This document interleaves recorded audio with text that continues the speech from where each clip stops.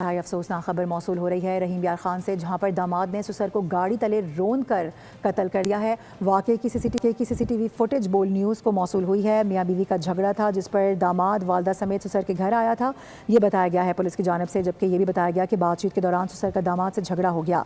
दामाद उस्मान वापस जाने लगा तो सुसर गाड़ी के सामने आ गया और यह अफसोसनाक वाक़या हो गया। दामाद ने सुसर पर गाड़ी चढ़ा दी, मौके से फरार हो गया। इसकी फुटेज सामने आ गई है। पुलिस की जानिब से इस पर कार्रवाई का आगाज़ भी कर दिया गया है। बातचीत के दौरान ससुराल का दामाद से झगड़ा हो गया था और ये बताया जा रहा है कि दामाद उस्मान वापस जाने लगा तो ससुर की जानिब से वो सामने आए हैं गाड़ी के सामने, और उसके बाद ये अफसोसनाक वाक़या रूनुमा हो गया है। दामाद ने ससुर पर गाड़ी चढ़ा दी और वो खुद मौके से फरार हो गया है।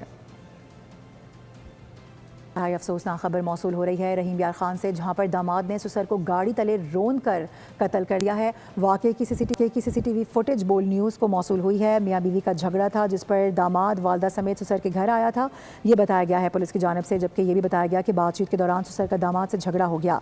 दामाद उस्मान वापस जाने लगा तो सुसर गाड़ी के सामने आ गया और यह अफसोसनाक वाक़या हो गया। दामाद ने सुसर पर गाड़ी चढ़ा दी, मौके से फरार हो गया। इसकी फुटेज सामने आ गई है। पुलिस की जानिब से इस पर कार्रवाई का आगाज़ भी कर दिया गया है।